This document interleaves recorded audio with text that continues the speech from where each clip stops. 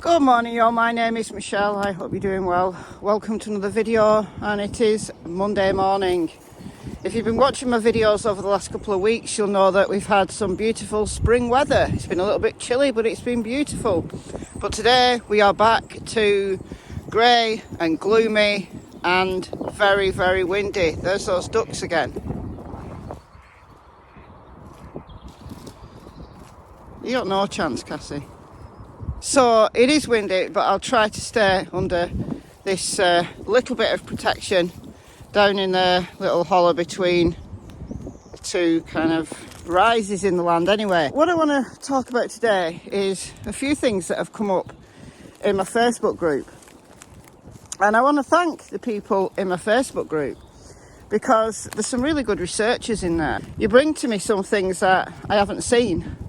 So you pick up on what I've said in my videos and you help me. So thank you. There's some arguments, there's some backbiting, but generally speaking, there's some good info in there. So I want to pick up a few things. Before I get into that, I want to say that one of the cases that I've been covering this last week over on my other channel, Michelle Walks.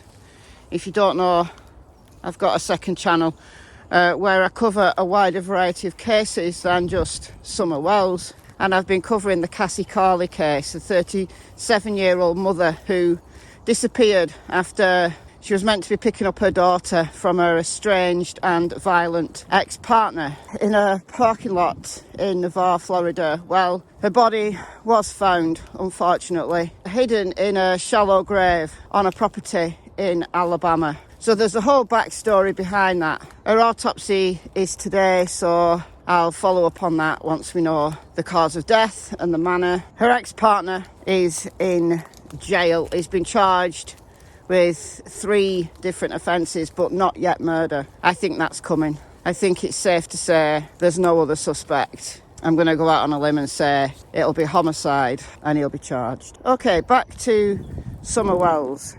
So yesterday's video created quite a variety of comments, and you know, it's probably about 50-50 in relation to whether there is a statute of limitations that covers the SA offences that Don allegedly carried out against his stepsisters back in the 1980s. And I'd say a lot of people are saying, no, there's no statute of limitations for this case.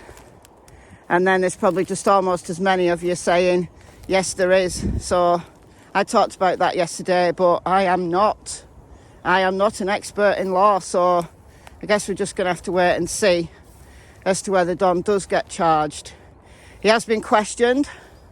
He had his rights read while he's there in Hawkins County Jail. He had a video call with a detective from Utah who's investigating the case there on behalf of the stepsisters. Not been arrested, not been charged, but we'll just have to wait and see on that one. So go and check out that video. I'll put it in the cards if you didn't catch it.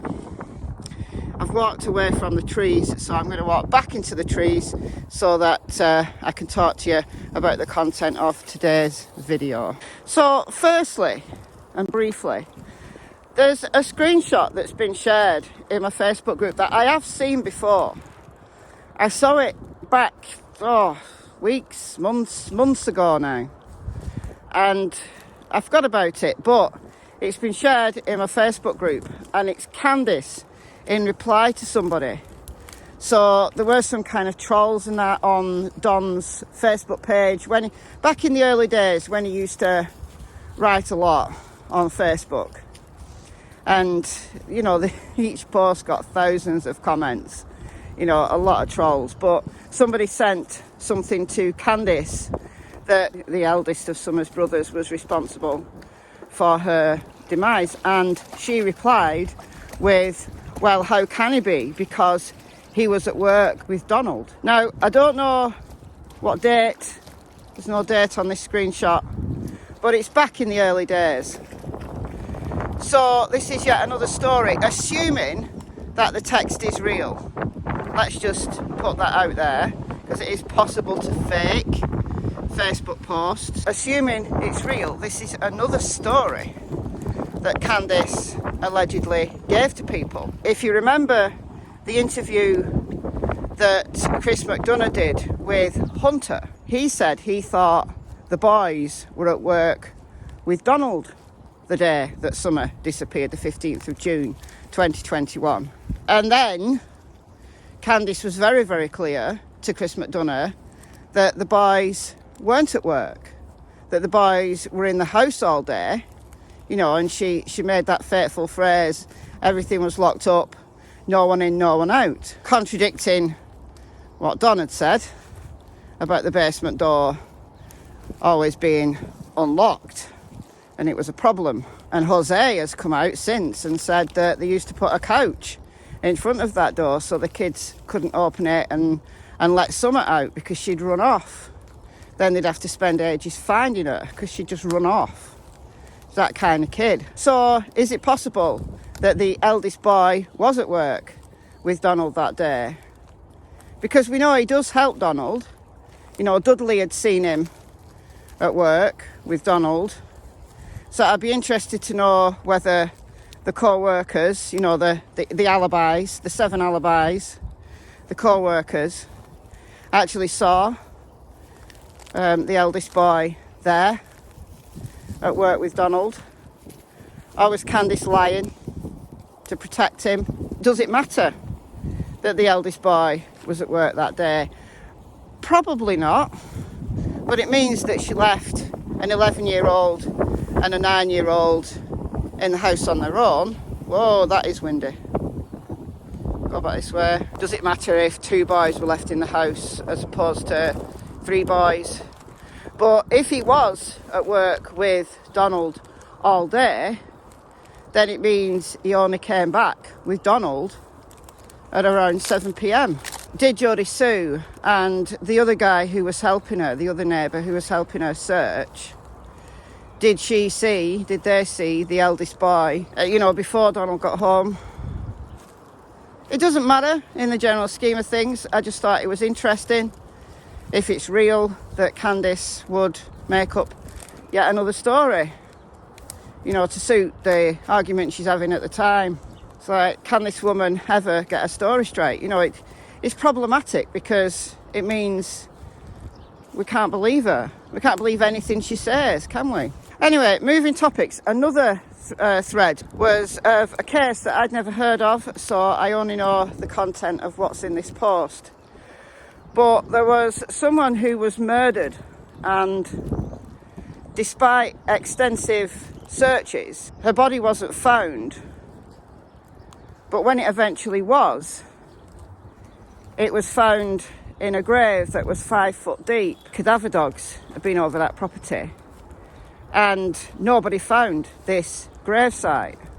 So what's my opinion of it? Well, I don't know very much about the case of this case. I don't know anything about this case, but it gives us some discussion points for the Summer Wells case. There's Caesar Milan over there. I don't know whether you've been hearing his whistle.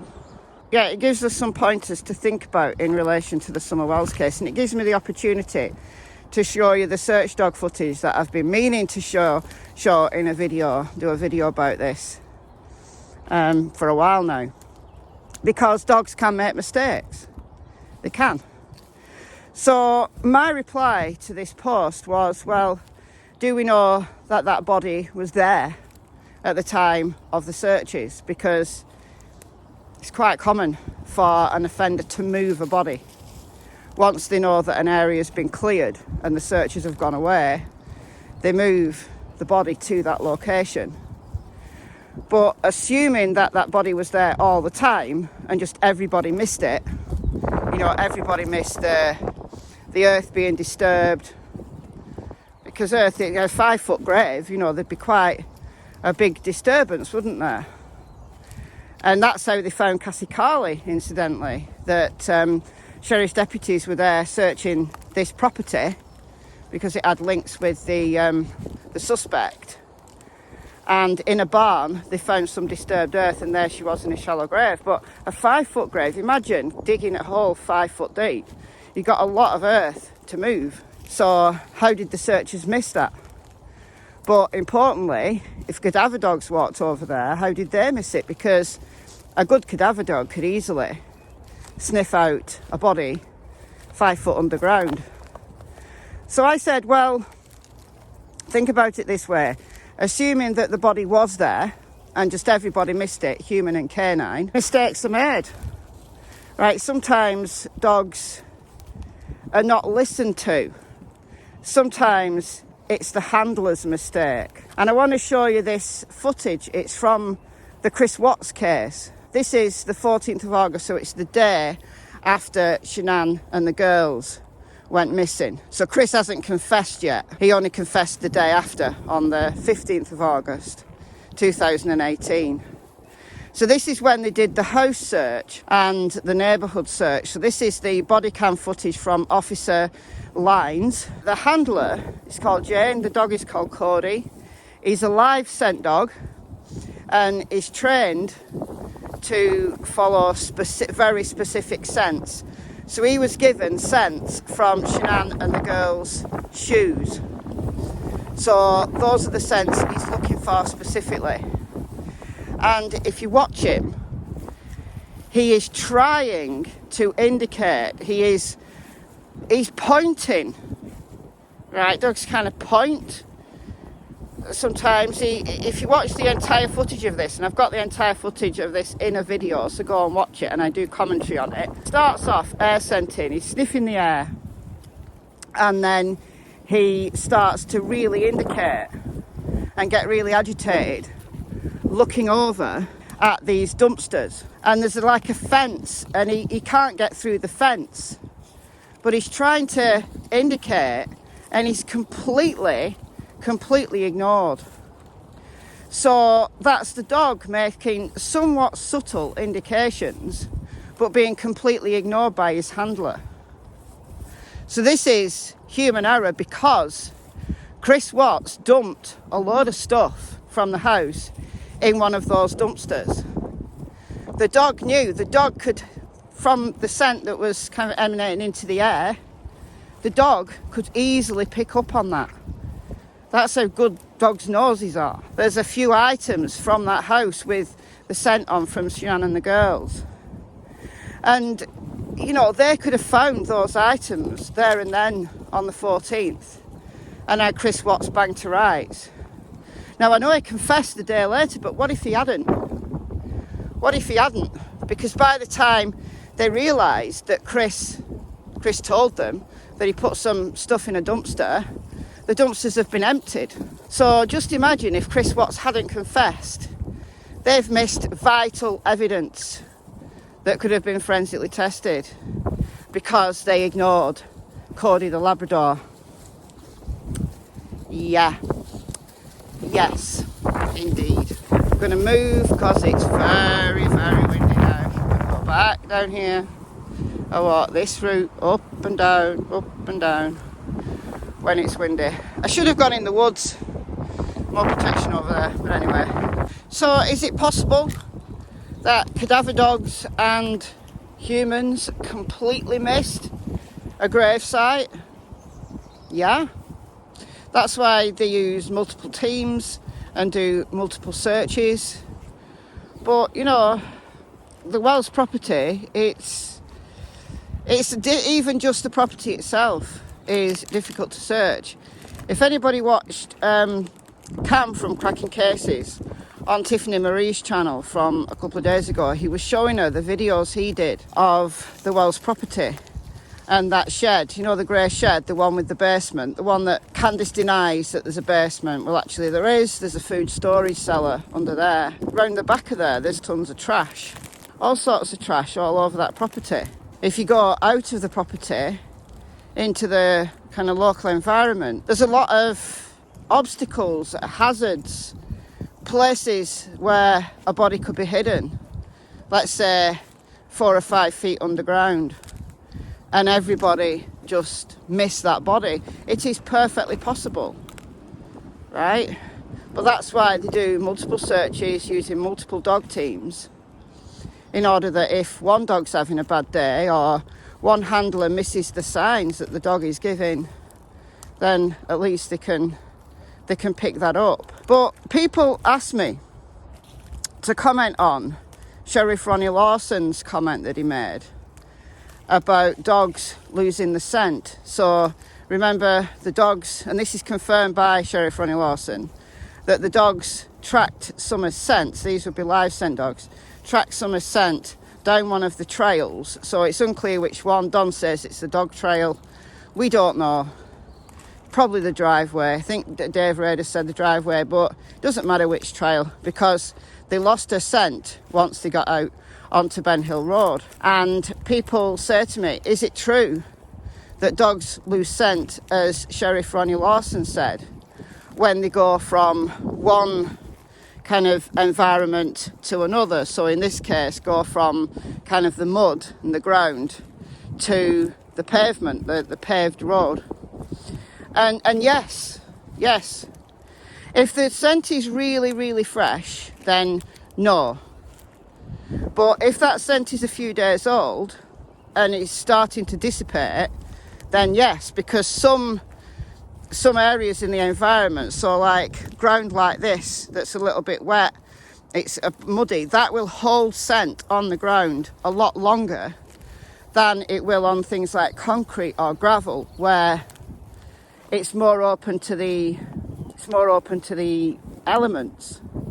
You know, wind plays a part, the general kind of temperature and things like that plays a part.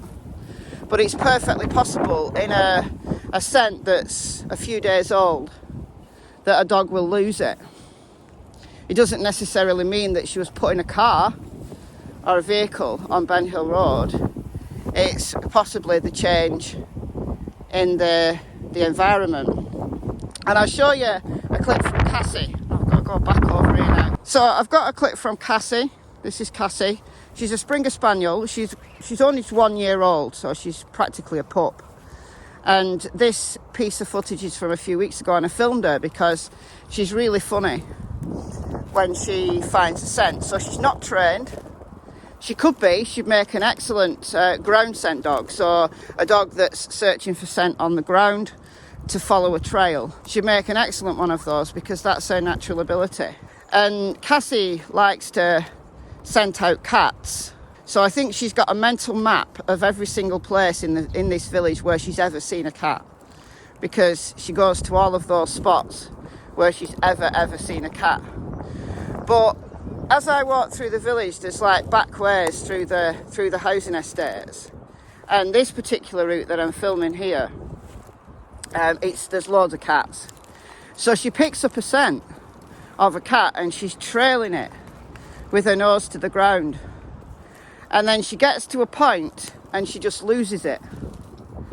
And does she lose it because that cat has done something unexpected, like jump up on a fence? So she's expecting the scent to be still on the ground, but the cat's actually jumped on a fence. Or is it the subtle change in the ground itself? And if she's picked up on a scent that's a few days old, maybe it's mixed with other scents as well. Some of it started to dissipate. There's a whole variety of reasons there why she would have missed it. So if she'd have been trained, but newly trained, inexperienced, she probably wouldn't have picked that scent back up again. So that's another reason why they use multiple dogs, multiple handlers, when they're doing really comprehensive searches. Because sometimes handlers make mistakes, but also sometimes dogs make mistakes because they lose a scent for a reason that's no fault of the dog. Really experienced dogs obviously are a lot better at picking up scents that are a few days old and that kind of fool them. But still, you know, I'm going to acknowledge that all the people who say, you know, Summer could have been hidden, not necessarily just on the Wells property, but in that local area. And she's been missed. It does happen. It does. Through usually human, but sometimes understandable canine error. It doesn't mean to say that Summer's body has been hidden there all this time. I'm not saying that. I'm just saying that, you know, we've got to consider all of these possibilities. And it's why the search teams keep going back. They keep going back to the same areas where those footprints were located, because they were a positive scent alert. They were. And in the video with Tiffany Marie, Cam was a little bit more specific on where the footprints were. So go and watch that. On my map, I've just got the markers of the footprints just on a general area. I've just put it on the property marker. We don't know exactly where those footprints were, but Cam said he'd been told by neighbours where they were. It's interesting. But does it mean that Summer was out and about wandering on the afternoon of the 15th of June? No, it doesn't. Because it can mean that those footprints are a few days old. If she's been out and about wandering, you know, they could have been a week old.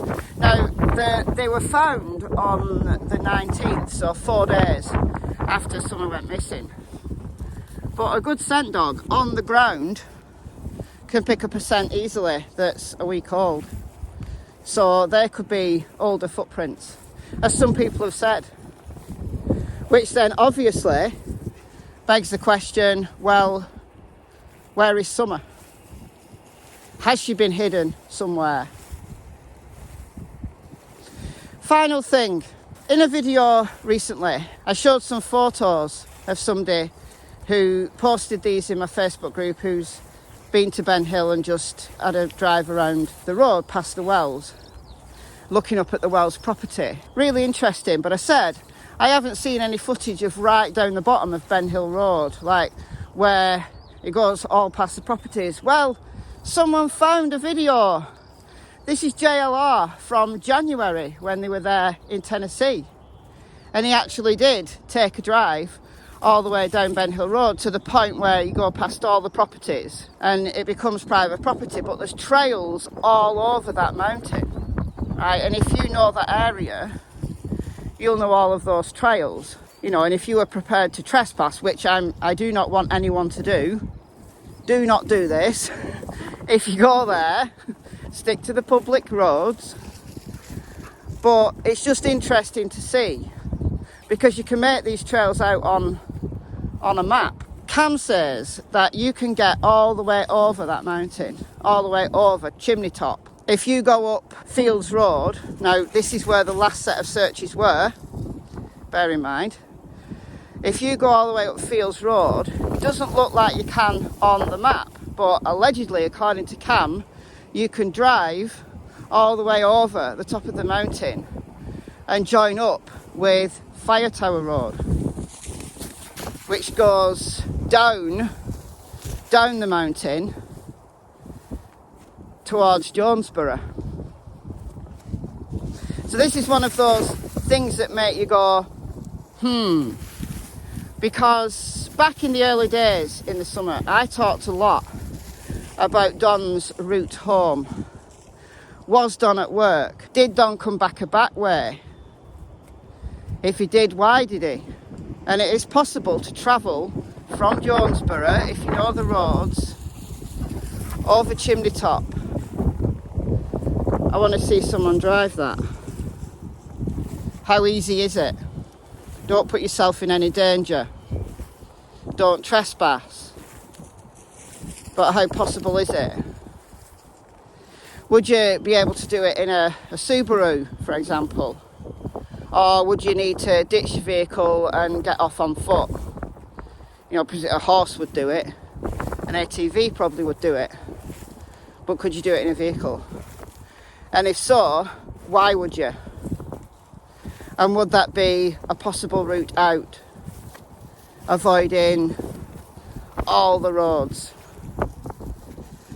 from Ben Hill all the way over.